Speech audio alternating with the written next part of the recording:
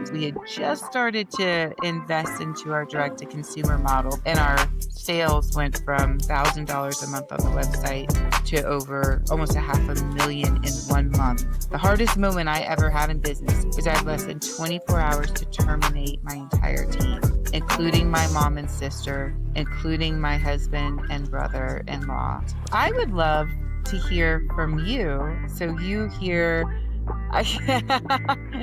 you spend so much time with people and they share their hindsight wisdom.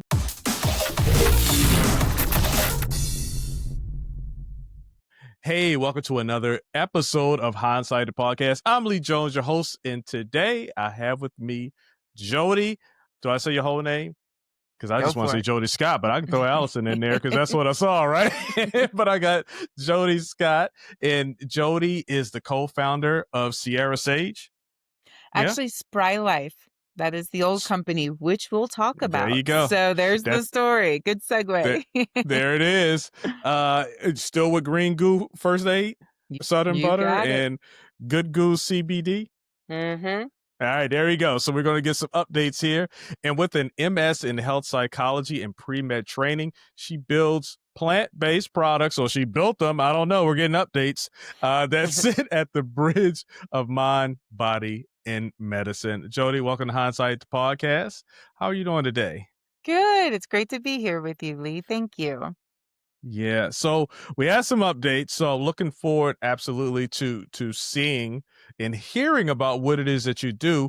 But before we get into the actuals, the what it is that you do, I want to get to how you got to doing what it is that you do, and talk a little bit in hindsight about your journey, to starting your businesses, what that looked like for you, some of the challenges, how you overcame it, support systems, all of these different amazing topics that I think people need to know about, right? Because you're sitting there like, hey, I got an idea for a business, and you think it's going to be all successful because people like yourself come through and you have this successful product, your business doing well, and you make it look easy.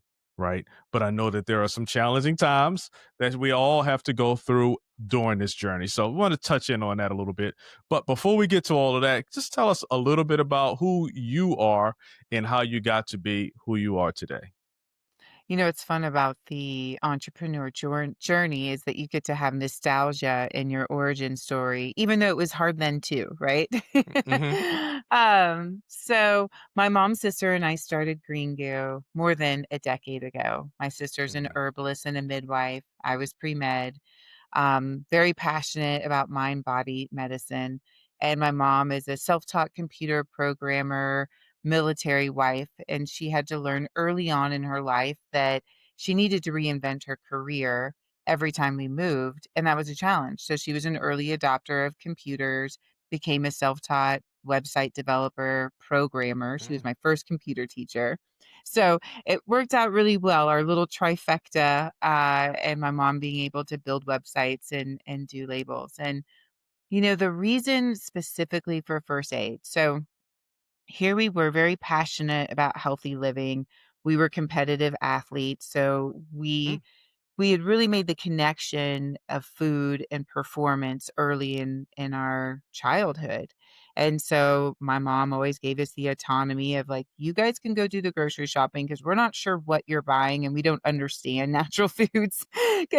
But you guys go ahead and stock the house. She had us see a nutritionist because she was really worried that we became vegetarians and people go, so you're a vegetarian? And we're like, I don't know. We just don't eat meat.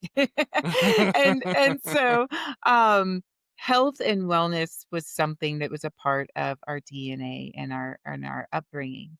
And so here we're using natural personal care products, clean shampoo and conditioner, clean deodorant.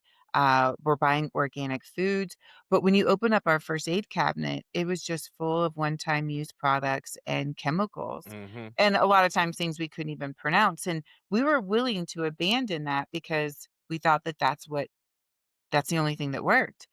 And so my sister was in herb school and she started making topical therapeutics, and we saw the opportunity that these could replace your traditional first aid products. So we started making them in her kitchen in Idaho. And, we would harvest the herbs from her backyard. So we had this beautiful little garden. Mm, We would dry them on old screen doors. So on the front porch, you'd see layers and layers of the herbs drying. We take mhm. them through this infusion cycle, and then we were Wow. selling them at the farmer's market. And one day we just kinda looked up and we were like, "We have the longest line here," and we haven't even stopped, like, it felt like we were waiting on Mhm. tables. We're like, "What is going on here?" And moms are coming up to us and saying, "Our son wouldn't even go to school because his eczema was so bad, and this is the first Mm, product that's ever worked." We had people who were big outdoor enthusiasts, and they had had a number of injuries or surgeries, and they had used our pain relief product, and they were like, "We can actually go do the things that we love." They're lifting up their shirts, showing us their gashes and their wounds and so forth, yeah. and we said, "Well, maybe there's more to this." And so I started doing some research and I saw that we weren't alone. The natural consumer was willing to abandon their natural ethos because they were told these chemical laden products were the only products that could get the job done. And Mhm. then beyond that, the conventional consumer, they are all suffering from these chronic skin conditions. And most of the products on the market only use for 5 to 7 days and discontinue, or else Mm. you need to see your doctor and there'll be some high levels of toxicity or potential damage, Yeah. using these products. And so they're looking for something that works better. They weren't as concerned about the ingredients. They wanted performance. And so we looked at each Mhm. other and we said, can we make the highest performing products in the space? And oh, by the way, they're also first aid and also sustainable. And so that is how Green Goo was born. Wow. That's pretty interesting because I know my daughter, she had to deal with, eczema for her entire Mhm. life. So she's gotten older, it's gotten better, but there's still flare-ups here and there, right? But it was really painful as a child and as a parent, you see your kid suffering, through this and you're getting all this cream and it makes you look all waxy. It was kind of, it was painful, psychologically for a parent and painful psychologically probably as a kid going to school. You talked about the kid who didn't want to go to school because of eczema. So you hear these stories. You're at your farmer's market. You got a long line. What in you? I know you all came together and it seemed like a symbiotic type, you know, boom, it all hit at one time. But how did your health psychology background shape your earliest product decisions? It sounds like it was something for eczema, maybe. I don't know. I don't know what your first product line was, but how did your health psychology background shape that earliest product decision? And what was it? So being in health psychology really had a data-driven mindset. Mhm. There's a lot of science behind, so I would train resident physicians on the biopsychosocial model. I would teach them how to read clinical trials because they were being bombarded by pharmaceuticals who would say, "Hey, you need to try this medication with your patients because here's what this clinical trial proved." Well, Mhm. that can say a lot of things. You can skew a lot of data. And so for me, I was very data driven and then Mhm. also had the organic chemistry background. So where my sister was strong in herbalism, I could take these inspirations, these formulas, and actually speak the language with the manufacturers to create shelf stable products and thinking about it from an organic standpoint. And Yeah. so when we started our product development, I would look at consumer behavior data that was available and say, okay, what is the customer looking for in first aid? And Mhm. what are the symptoms that are most driving their decisions? And then how can we add more value? So, for example, like our first aid product is more than just a neosporin antiseptic alternative.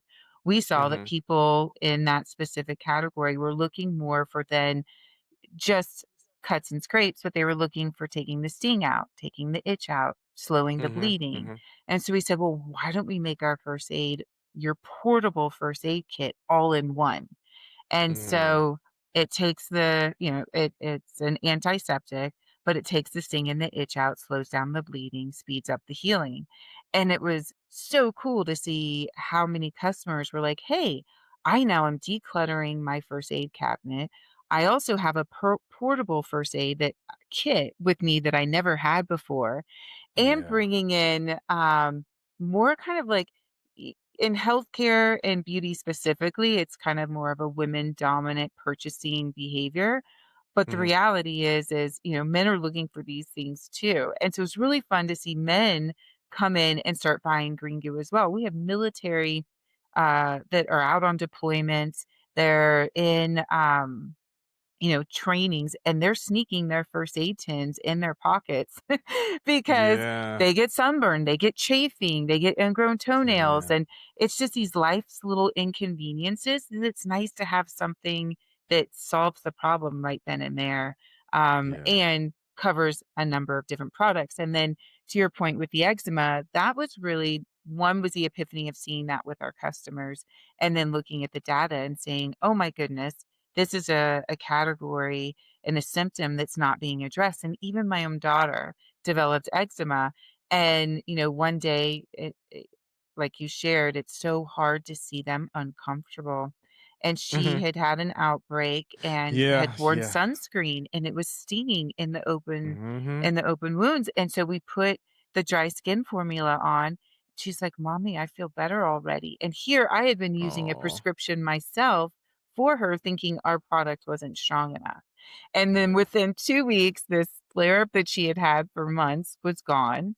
And Mm, John Hopkins uses that product to this day in their scleroderma and skin condition department. And it was John Hopkins who reached out to us and said, "We've got our mm. customers talking about green goo. Who are you and what are you doing?" Isn't that something? Isn't that something? Alright, so, I'm gonna admit to something to the audience. This is not my space, right? I'm not a scientist, I'm not a nutritionist, an herbalist, all of these different things. So I'm asking you questions, and I may be saying some words that don't really fit the answers, okay? So, let me back one up. Psychology. You looked at your daughter, you looked at the kids. So, when you said, "Hey, we got something here," right? We got something here. Was it from an empathetic, because 'cause you're a bunch of ladies, right? A bunch of motherly, women right out here. Was it from an empathetic standpoint, or, "Hey, we can make a lot of money," doing what it is? Was it both? Because there's nothing wrong with having Mhm. both, right? Like, we can make a lot of money and really put some smiles on people's faces. Like, what did that look like for maybe each of you? And I know you can only speak about yourself personally. So I'll ask you that. What did that look like for you in that I'll aha say, moment? from a hindsight perspective, I wish we had Yeah. been more economic driven in the early days, Okay. because I think that we would have who knows what would have happened if we had even been more economically minded, because Yeah. we were three women coming from the healthcare Mhm. industry that saw a problem and we wanted to Yeah. solve it, and we were passionate about we have 3 people-pleasing women that just want to make everyone's lives better, and it was very mission focused. So our mission was spread goodness, and we wanted to not just spread goodness on your bodies, but, like, from a social perspective, create a company, being a B Corp, that had a positive impact on communities and our team, like, building that within the DNA and the culture of our organization. We saw Yeah. the opportunity, but we didn't quite understand that. This was business 101 for us, just Mhm. by learning as we went. My first major, or better stated, my first meeting with a buyer was the second largest retailer in the world, and I had no idea they were second largest retailer. It was the Yeah. Army Air Force exchange, but we were passionate, having grown Mhm. up in the military, wanting to bring these clean products to the military, and we already had people who were going out on deployment, so we saw the demand. And I'm walking in there. I have no idea what I'm doing. Yeah. I was like, "Okay, mom, sister, you guys are coming in with me, right?" And they're like, "Oh, no." My sister's like, "I'm the herbalist. I do the formula." So my mom's like, Yeah, "I'm yeah, the yeah. graphic designer. I do the design work." And I'm like, "Did I just draw the short straw? Like, I don't know how to do this either." They're like, "You got this." So Yeah, yeah. I go into this meeting and they're like, "Okay, we're going to do an end cap. We need some line sheets. What's your UPC? We need to connect you to EDI. And I'm like, I have Yeah. no idea what you're talking about. So I'm just scribbling as fast as I could and, Google it when I get out of the meeting. Yeah. And of course, I'm like, okay, sure, we'll do all of that. It's like, Yeah. okay, Yeah. family, here's what we need to do. Um, so it was very much learning a P&L and learning what Mhm. it means to build a business as we go. And, Yeah. I had some beautiful mentors, and that's something I'm very grateful for, and one that I would encourage anyone who's building a business is there's gonna be so many things you don't know. You're gonna continue to find that Mhm. mountain and go, "How do I climb this?"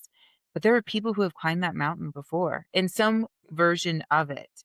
And so making yourself vulnerable and available to find those people, they come to you. And so I had this wonderful mentor, we called him the Godfather, and I'll never forget him putting a 16-week cash flow and this forecast tool in front of me. And he's like, "Okay, you need to start doing this." And I'm like looking at Mm. this Excel spreadsheet. I'm like, I Yeah. have no idea what these numbers mean. You know, Right. what is margin? What is OpEx? And it Yeah. took me Yeah. months of him bringing me back to this document. And I think, I started to understand it from a numbers perspective, and then it was a strategic perspective. And it just took time to do that. But it was very much a learn as you go for sure. Yeah, that's a great message because I think a lot of entrepreneurs when you get that itch, right? And you have a talent, you have a skill, you have something, right, that you offer to the world, and that's what you have. But a lot of people are lacking is the business side of it.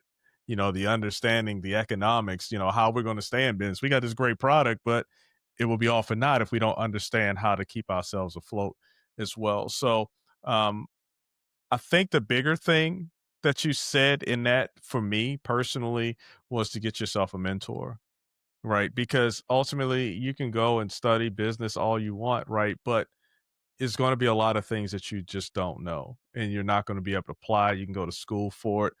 You get the grades, right? But in true application, there's gaps that you need to overcome. So yeah, that's a great one, and I think a lot of people, and I'm just speculating, but I think a lot of businesses probably um, aren't successful because you aren't able to bridge those gaps of the business side of it, right? Or because too much of a headache. And one thing that I do want to bring up is you did have three. It was three of you. So how important was that? Like, did you divide and conquer, different aspects of the business initially to We make it the success that it is today? How did that look for you all? we did. And especially being family and business, there's Mhm. just some important steps you need to make so that you can create a non-toxic environment. So, we created very specific rules and trusted that everyone was doing their part and treated it just as if you were hiring an outside employee and you gave them a job description and said, "Here you go." And followed I the same rules of engagement when you're uh, in the I ring.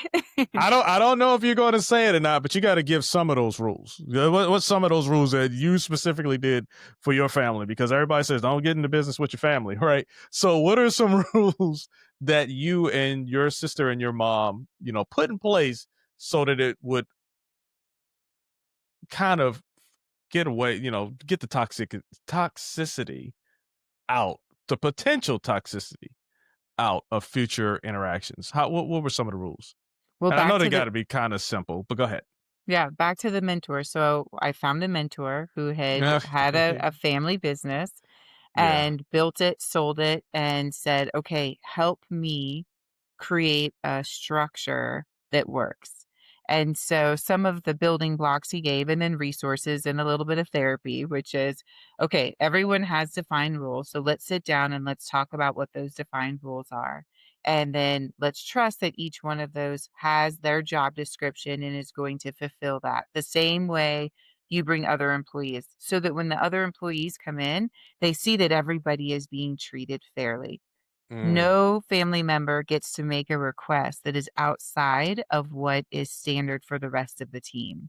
So if there yeah. is a time off policy, we follow that. If there is a reporting structure, we follow that. A communication style, we follow that. Because if you are expected to be there at a certain time with everyone else, you follow that. And Yeah. so then your peers see that you are in fact in alignment with the rest of the team. Mhm. um, Triggers. So your family member can trigger you like no one else. Not even you don't even know sometimes that you're getting Mhm. triggered. So we had a saying, don't leave your hand on the hot stove for too long. So when you feel Mm. that trigger, take a minute, get grounded, and take a breather. And then if you need Mhm, to have a mhm. conversation, a follow-up conversation, you make a point to get yourself out of that moment, not with the other team members, and then you pull them aside because more than likely that trigger was your and I'm not saying it's like your only experience, but it's your Mhm. experience and your team member probably didn't even know that that was a trigger because it's so visceral. Like my sister and Mhm, I, mhm. like we can just look at each other a certain way, right? And there's Yeah. that trigger. And Yeah, so yeah. taking it out of the ring and having a dedicated moment where you can workshop it out. Yeah. And then in the evenings, if someone's like needs to process more, you give the space to process. But anyone at that moment can say, "Hey, like I need uncle. Like I need to just I'm not okay in this mindset. I'm not here to Yeah. give you 100%." And being able to respect those boundaries because eventually my husband came to work for the company. My sister's Mhm. husband came to work for the company. My dad, the Yeah. retired general, is like putting labels on product and packaging it. So everyone had pretty strong opinions. And then me as the CEO as well, giving me the autonomy to take that role and not feel that I was in somehow compromising the relationship. And Yeah. so that alone and love ultimately, like the Mm, relationship was always number 1, and so the business was never going to compromise the relationship, and, as yeah. we'll continue down this journey, we were tested like no other, and what was super cool by creating these really good, call it hygiene practices. Mhm. 1, people will go, "How do you guys even like to hang out in the evening after you've been working all day?" Well, we're also in different Yeah. departments, so we don't get to have that time, but we had healthy relationships. But when the sale of the company and the buyback happened and we were tested beyond belief, it wasn't that we were standing by each other, we were standing in it with each other. Yeah. And so, it really built a positive and healthy foundation for some of the bigger challenges that were to come. Yeah. So what I was gonna ask you where did you hit your first real wall? Science sourcing or shelf space, stuff like that. But I wanna talk about you said you all were tested like never before. You don't need to get all into the specifics if you don't want to, but what did that look like? What was the test? Like, what did you all have to go through? And like the young kids say, you all stood on business together, right? So how did that look? I'll even take you through. So, science, we registered our products with the FDA. That Mhm. was a major milestone and hurdle because natural products had not been registered with the FDA so that we could call Okay. out the herbs with active ingredients. Sourcing, we make our ingredients still to this day. So as I shared, drying everything on the racks. Well, we didn't want to Mhm. compromise the efficacy. Finding a manufacturer who would allow us to build that model took years to develop. And eventually, someone son who ran the manufacturing facility had eczema. He tried our product and said, the world needs these products. I don't know how we're gonna build it, but we're gonna do it, and we created a dedicated line and a dedicated team so that we still bring the raw materials to our manufacturing facility, take them through that infusion process, put those custom oils into the products, and then you get this unique high efficacy performing, green goo. Mm. Shelf space, we went from a few hundred stores to over 150,000 points of distribution in less than 4 years. So your major Wow. retailers, Walmart, Target, Rite Aid, Walgreens, CVS, Kroger, Harris Teeter, yeah, all the Wow. majors and the minors very Yeah, yeah. quickly. So an aggressive expansion along with we're competing against some of the biggest players in the world who have very deep pockets. And here Yeah. we've been bootstrapping it. And then there's even COVID. So all of our products were in Mm, retail because if you have poison ivy, you go to your local pharmacy. And so 98% of our business was retail. Then yeah. COVID happens and no one's going into retail. And so, Mm, uh, and the blessing in wow. that was that we had just started to invest into our direct to consumer model because we were getting some interesting reads and our sales went from, $1,000 a month on the website to over almost a half a million in 1 month when Mm, COVID happened. And so it was, constant growing pains, constantly in fight or flight. We yeah. probably we had family shipping boxes during COVID sometimes till 3 or 4 o'clock in the morning because we also had sanitizer in our portfolio. No Mhm, idea that people were gonna want sanitizer, and then they have really dry, cracked hands, so they need the green goo, and there's first mm, responders, so we need to get this product to people. So, I describe those 10 years as very much in fight or flight mode, and you're never keeping up. And so what we recognize is that we needed financial support in order to take it to the next level.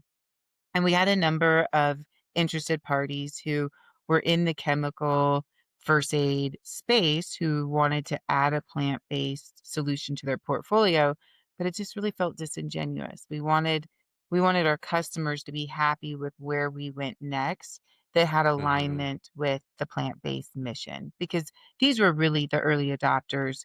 Nobody was knew what plant-based was during this time, right? Okay. Today, that's a term that's used a lot. You can buy Mhm. plant-based water apparently. I did not know that, but go Yeah, whatever that is. And so, um, we found a group, an international group that was interested in creating so it was early stage, but they were interested in creating a plant-based international portfolio. And Mm, they were well funded, and one of the yeah. founders was the one who provided the funding for the organization, and so there was founders involved, there was plant-based mission involvement, and the potential for a global expansion. And at this point, we had a number of countries who were interested in carrying our product. So it seemed like Mhm, a really great fit. Um, Unfortunately, what happened, we moved mm, forward with the transaction and the founder was raided by the feds. And ultimately, what happened was, and ultimately, there was a number of issues that arose from that, which okay. meant no funding, Yeah. getting delisted, losing your Mm, license, and essentially going into administration. And so we watched this happen for, I mean, I guess it was probably like 9 months. I had less than 24 hours. You wanna say the hardest moment I ever had in business, despite all of those, was I had mhm. less than 24 hours to terminate my entire team, including my Wow. mom and sister, including my husband and brother-in-law, and employees who had been employee number 1 and best friends who had changed their careers, best friends from college who had changed their careers to be a part Yeah. of this, and less than Mm, 24 hours to let them all go. It was a ton of tears yeah. and so much financial distress. Yeah. Um, and we're sitting at the table after, everyone's been terminated. We're crying. We're like, what do we do? Our sense of purpose, because our purpose was so Mm, entangled in this. And yeah. it was such a reflection of who we are and what we believe in. And then we looked at each other and we said, well, how are we ever going to get these products again? And we're like, "Well, we're just gonna start making it in the garage." Like, "I can't live without it." And my sister's like, "Well, I Yeah. can't live without it." My mom's like, "I can't Yeah. live without it." And customers are emailing going, "Why can't I get the product?" My son who's a paraplegic, it's the only thing that works. My grandmother who's a diabetic, it's the only thing that works. I mean, Right. they're emailing us going, "Where is it?" Wow. And so we said, "We're gonna buy it back." I don't know how we're Mm. gonna buy it back, but we're gonna buy it back because we lost Uh-huh. everything in the transaction." And so we pooled resources, and when they say, "You bet the farm," well, at this Yeah. point, we're living on a farm. My sister's one house down living on a farm, and we leveraged the farm. And it took us Mm. 18 months almost to buy the company back while it was just limping along. Yeah. And talk about tough times. Yeah. Um, and I Wow. think what I can share with other entrepreneurs that I really invite is that first 10, 12 years of being in fight or flight was not going to serve me in this next chapter. I couldn't just like resilience wasn't like grit and keep going. Resilience Mhm. was stop, breathe, get grounded so you can have clarity and you can think through the next step. And I didn't have money to go get massages or, it Mm. needed to be on a dime. So I'm like cold Yeah. plunging in our local river. I'm going for long meditation hikes. I am looking at the sunrise, the sunset, feet on the floor, all these presence exercises. So I get Yeah. really grounded to determine the next thing that I needed to do. And Mm. I encourage entrepreneurs to don't wait for a crisis for that to happen because I think you oftentimes don't give yourself permission to take that time out because it's just next thing on the to-do list. Just keep pushing. And the reality is the more grounded and present you can be, the Mm. more clarity in the decisions and the strategy and ultimately the better outcome. So invest in that time today because it will serve you because you have no idea what mountains are ahead of you that you need Wow. to pull that from within you. And it requires practice. It takes time to really master it and get to a place where those muscles, just like the muscles when you're working out, that mind body Yeah. muscle takes some time. Yeah. Yeah. Wow. Okay. So wasn't expecting all of that. so so thanks for sharing. Like, you have a list of all these questions and it's just like, oh my goodness, that was something else. Um, all right. So you took a moment to really focus on those things that can shape you or snap you into the moment, right? Whatever that looks like. Explain this cold plunge, and I know it's jumping in a cold lake or something like that, or cold. I don't know what they have in Colorado. I haven't been there, but explain what that was like for you and what made you do that. Was that a mentor said, "Hey, just do this"? And how was the first time that you did it? It was Because for horrible. me, I get in the shower and that cold water hits my back. I'm like, ah. So how was that? And how did that change help to shape or change your mindset going forward into this next chapter? Well, being a competitive swimmer, and I Okay, there swam you year go. round. Oh, no, There but you this go. really set the stage for me not to like cold water. So I Okay, would okay. swim year round, and we would be in an indoor pool for the winter, and they Mhm. would always stop around the end of February and say, "Okay, time for the outdoor pool." And I don't know, it was economics, and they were like, "Well, we just can't pay for the indoor pool anymore." And we would have to swim with, like, ice crystals on the water, and you would just be breathing to get in, and 2 hours into it, you never got used to it. You'd get out, take a hot Mhm. shower, your skin is just, like, burning. And so, I developed an aversion for cold water. If it's not 92 degrees, I don't wanna Yeah. get in it. So, Yeah. here I am, and 92. I have been stripped of my purpose, my Yeah. financial resources, my job. I don't know what I'm supposed to do next. And people are talking about cold plunging and it's the winter. Then I'm doing a little hike and I look at the river and I'm like, well, people say they're getting something from this. I'm gonna go try it. So, Mm. and it's free. And Famous last so words. I Anyway, get go ahead. in. Yeah, I get in there and I am just like the wind is knocked out of me, right? Yeah, And I'm yeah. like, "Okay." They say, "Judy, Mhm. slow, deep breaths." And I just get into it, and I'm looking at the horizon, and I'm thinking of all the hard things I'm doing, and I'm like, "I can do hard things." And you just all Mhm. of a sudden get into this, like, rhythmic breathing, and your body starts to warm up eventually after the Yeah, pain, and you're like, yeah, this hurts, yeah. but it's so," and eventually get to, like, that 2-minute mark, and so I just kept going back and doing it again and then doing it again, and what I found was I was sleeping better, which was phenomenal, being that you're not waking up at 3 o'clock in the morning ruminating, and you Mm, need sleep so that you can be healthy to make the decisions. I also found that I was taking that breathing technique into high anxiety situations. I mean, I'm going into intense board meetings and trying to negotiate a transaction and also be creative financially and working through and I have to like I mean it's investor meeting after banking right. meeting to like work through this. And I would find that I would use that reading technique to just get present and get calm Mm, and have mm. clarity so that I could strategically navigate the discussion. And the Mhm, next thing you mhm. know, my husband's like, I'm seeing that this is working for you. I want to try this with Mm. you. And so then he Okay. started joining me and it became Wow. it's something that we would do together. And he started Yeah. to see those benefits and then it also like precipitated even more curiosity around other wellness and presence exercises. And I Mm. don't have 2 hours to go meditate. Hopping in a cold river for 2 minutes Yeah. and 5 minutes, it does the trick. It's pretty cool.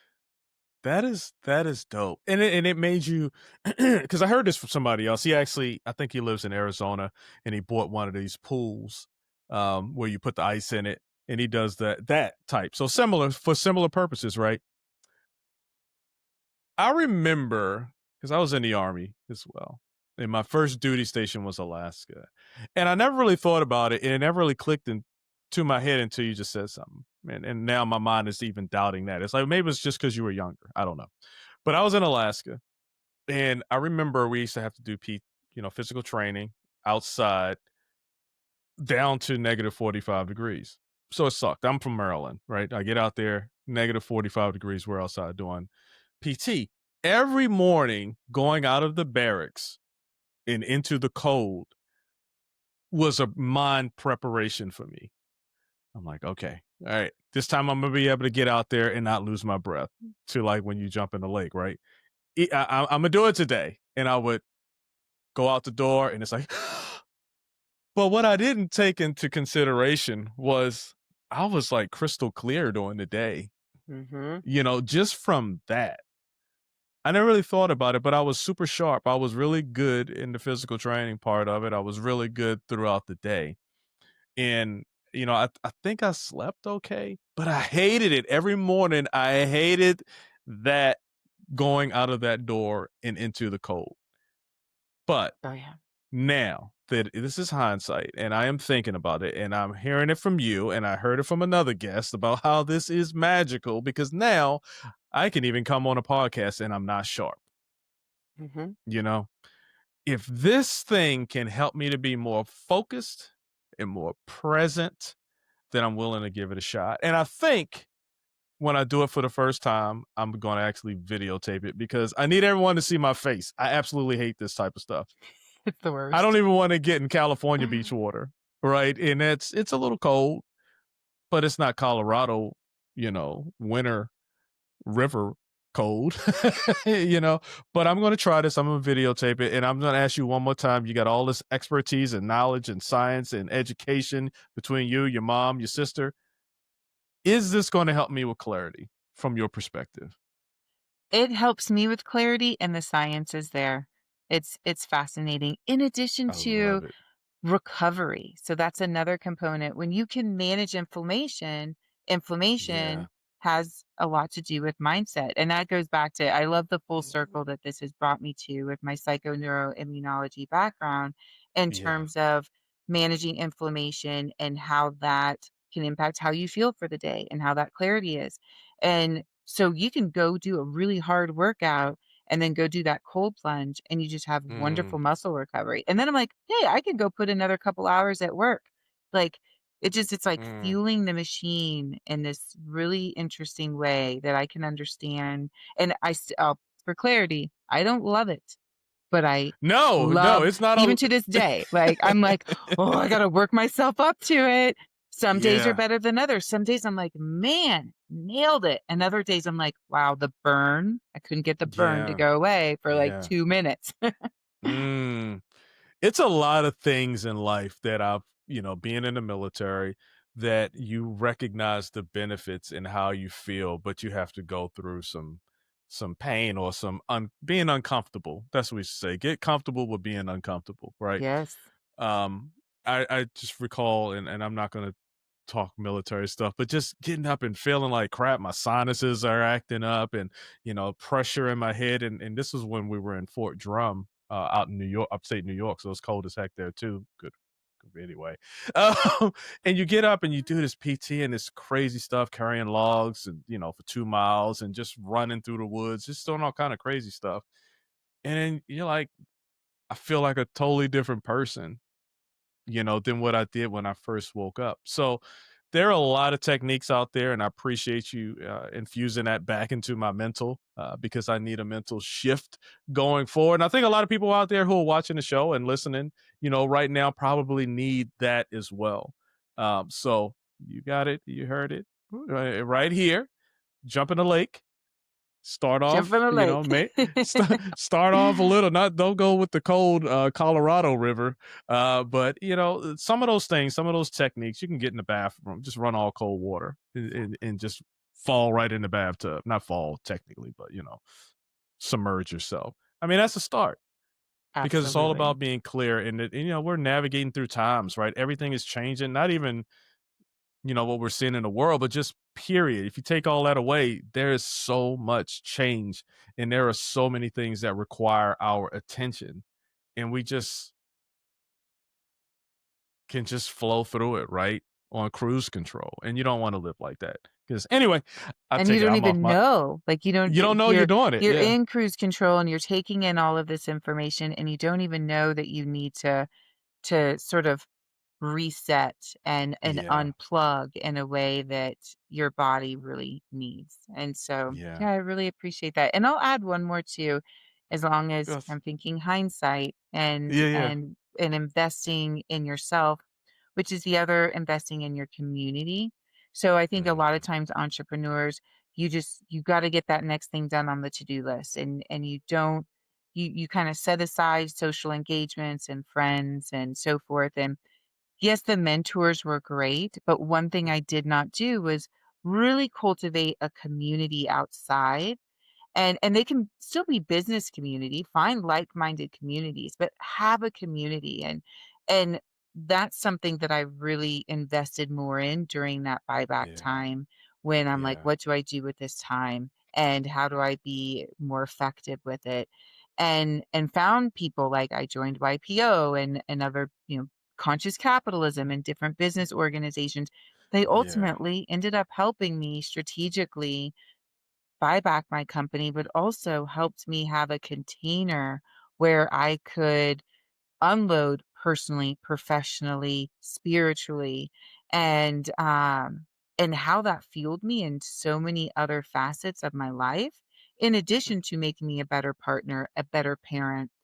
Mhm. A gift from all of this is I see that my daughter now does presence exercises. She's getting ready to do a math Nice. test, and she's kind of flustered, and she'll, like, close her eyes, take a couple deep breaths, rub her fingertips together, and then she just, Mhm. like, dives into it, and I'm like, "Wow, she watched me do that, and so now she's Yeah. doing it," and it's really cool to see, and if we can give younger generations these tools and this acumen, uh, rather I than like waiting till now where we're just kinda scratching the surface, just the Mhm. quality of life that they'll have I improved. like that.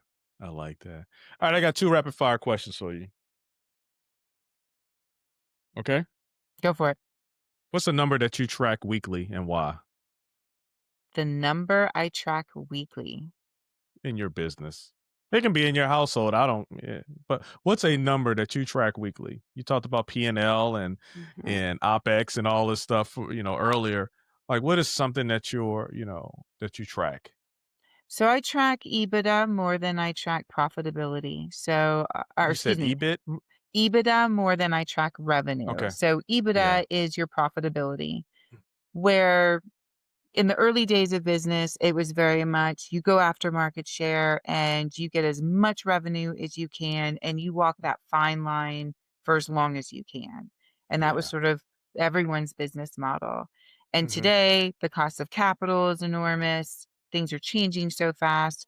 I'm very focused on profitability. And so when I look at EBITDA and profitability, the metrics that come underneath that are going to be looking at my customer acquisition costs, the lifetime value of my customer, the average order value of my customer, and just making sure that I'm being really mindful of those numbers and how that rolls into profitability and sustainability. So our family is not looking to go and sell this company again tomorrow. Mm. We're in it Right. for the long haul. I told my daughter, "You better start taking some business classes because you might just be running this next and you'll do it better than I ever did."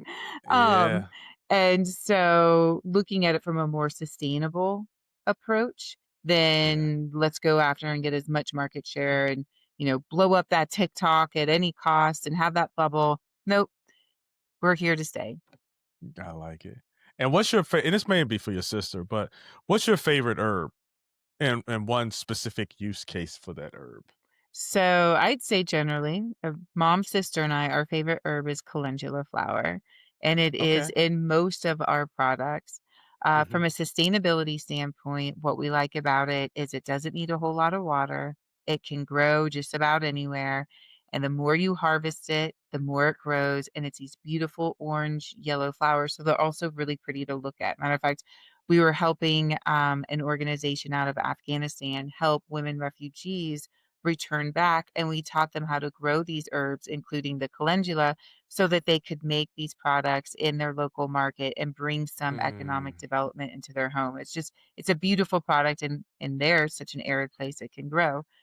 From a Yeah. medicinal standpoint, what we like about it is it's very broad spectrum. It's antifungal, anti-yeast, antimicrobial. Wow. It's an antiseptic, so it's really beautiful from a wound perspective.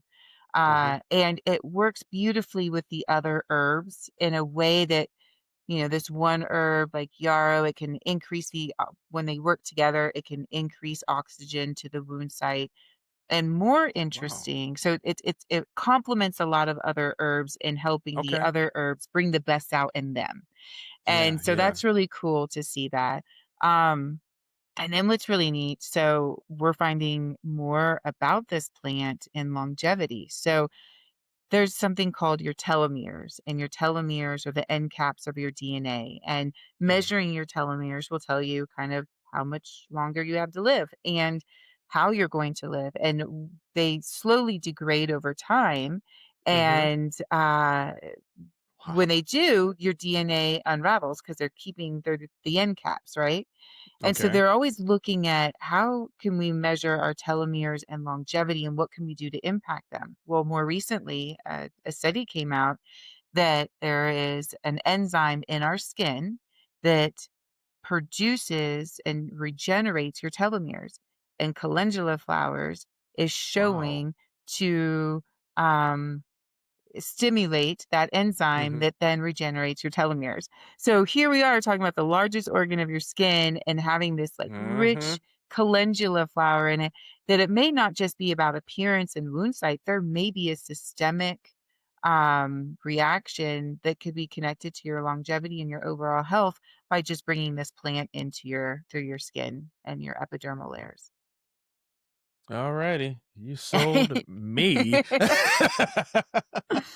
Always looking for something. That's awesome.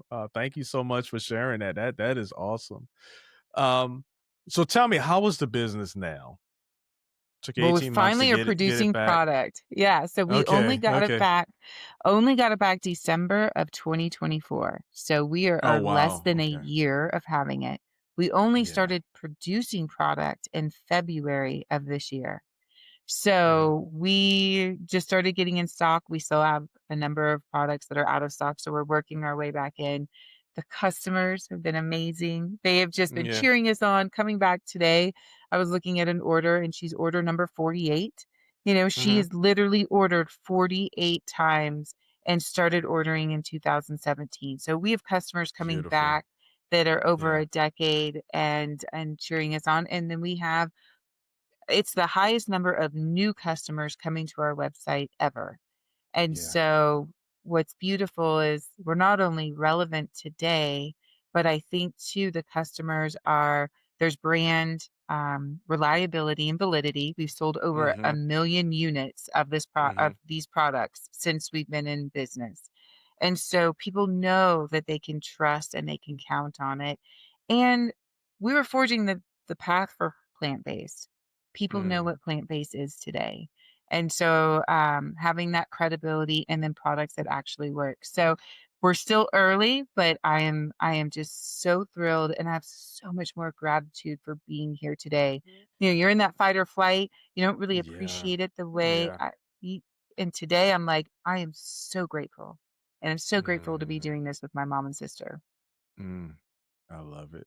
Hey, Jody, so I asked you a few questions.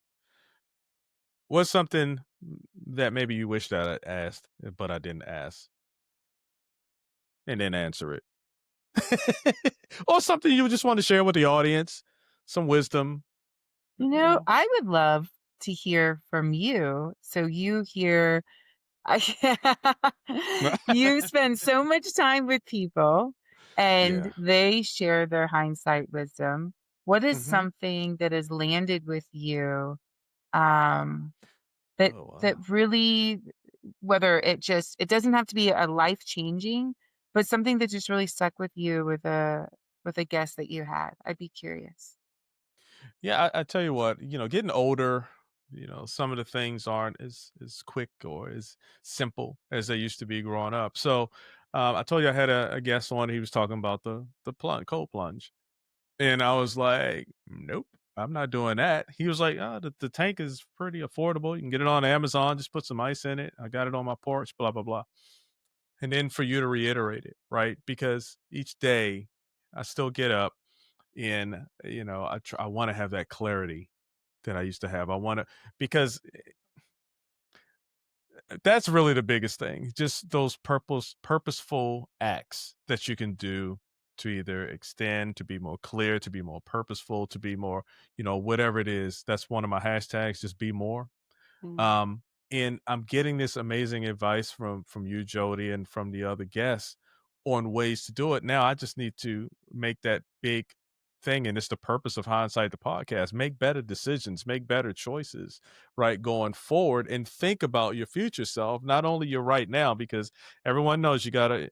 The only thing that's really important is now, right now. This is the only thing that you can truly affect, right? But still consider your future self and what that's going to look like and make decisions that will benefit your future self. So that's the biggest thing I like about hindsight is just hearing these things and then hearing techniques on how to really pull that information and be able to motivate yourself to do it.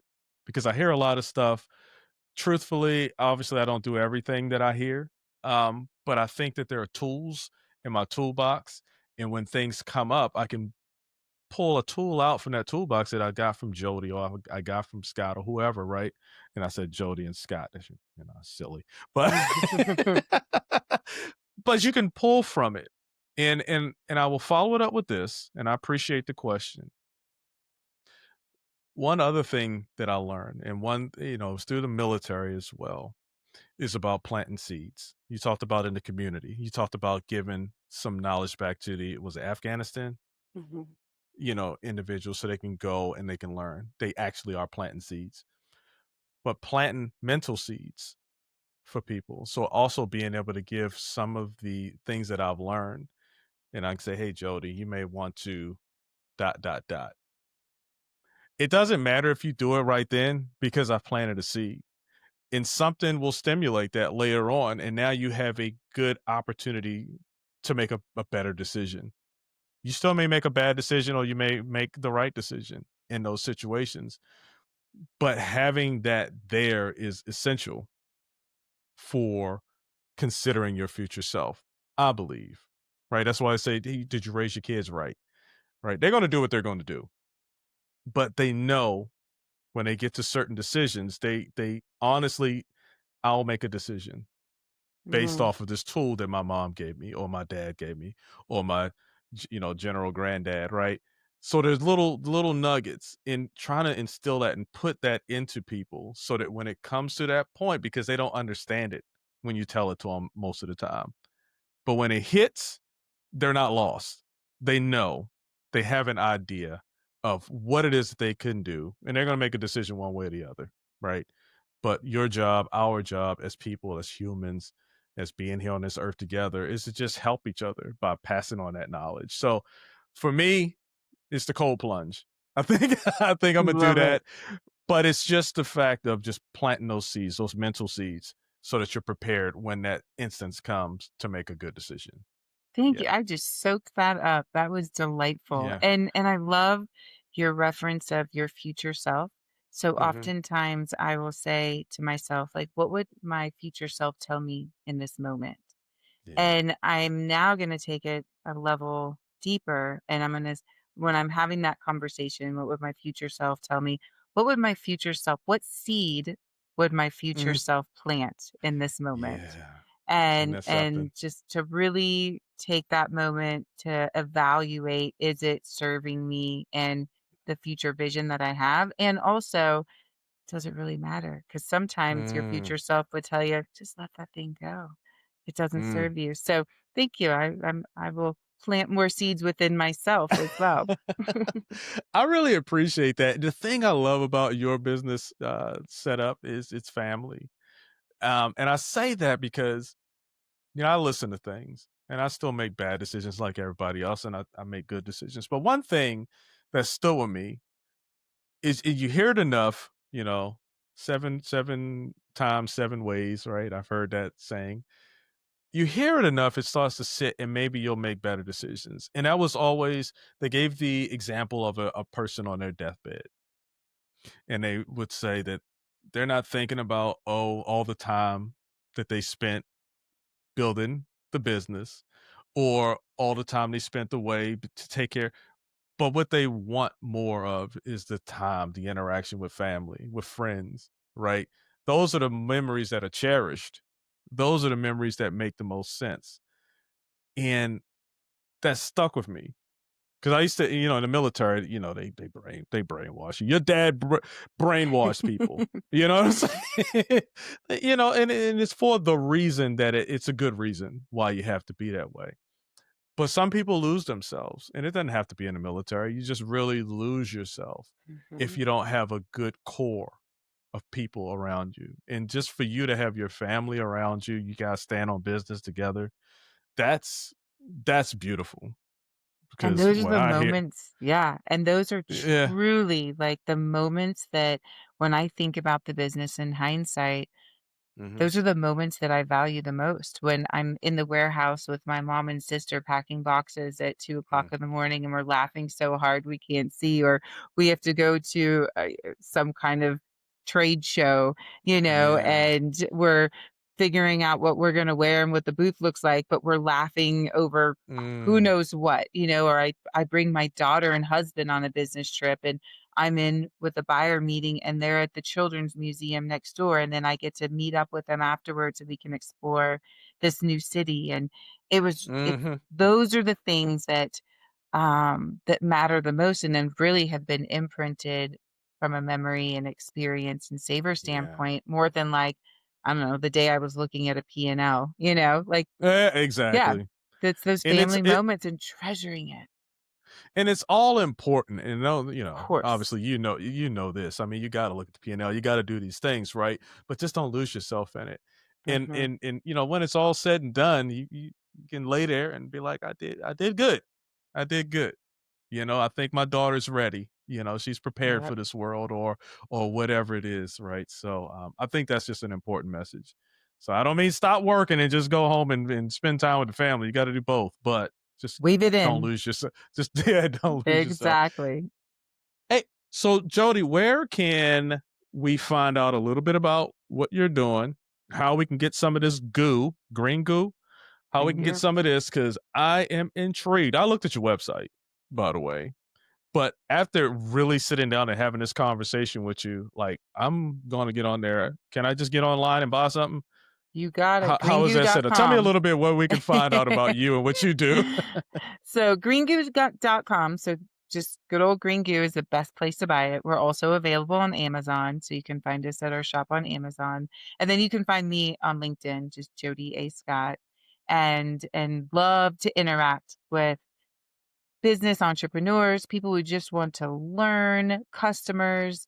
Please reach out. I mean, that's just as much as I enjoy spending the time with my family, I also really appreciate the community that has been born from this business. And I have a Mm, number of customers who have become dear friends. Jane Doe, mhm, number one, the first person pulled from the World Trade Center.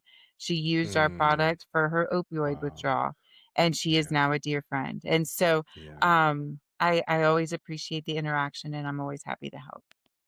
And I I'll teach love you it. even how to look through a P&L strategically and have fun doing Ain't that it. something? Hey, Jody, thank you so much for the clear thinking, cold plunge, and Mhm. grounded leadership. We covered plant-based first aid, the realities of we didn't really talk about this. So I didn't want to get into it. So I rewrote this outro and I talked about how we talked about compliant language.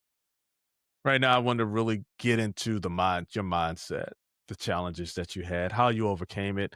I love the story about the family, right? Coming together, understanding. You had the cry moment because you had to do something unthinkable, right? Fire a bunch of people and kind of, do this thing, but you still did it with empathy. You did it with love. And I think overall, people understand. It hurts. People understand, right? Because you still had their best interest at heart. But thank you for sharing your story, for giving Thank us you. some hope, right? I love that you base your business on helping people. We lose Thank that a you. lot. We really have a lot of people who base their business on exploiting people, right? It just is what it is. So I think you'll on your last day, and I'm not making it earlier, or later, or whatever. You can lay there and say, "I did good." That's just my Yeah. perception of you and your family's mission. And I just want to thank you for coming on the show and sharing your story. Thank you. It was an absolute pleasure to be here with you, and I so appreciate. Thank you. Thank you. And for the listeners, if you got value from this episode, from this conversation, from Jody's experiences and expertise, and she can teach you how to read a P&L too, go ahead and subscribe to Hindsight the podcast right after you visit her website, and you can watch it. You can subscribe on on YouTube, Apple, or wherever you listen. See how I need to be focused? I need to be more clear. And be sure to share this with a founder or a parent who cares about clean products and honest words. And remember, hindsight isn't about looking back, it's about choosing better next time. Thank you so much for your time. I'll see you soon. That's hindsight.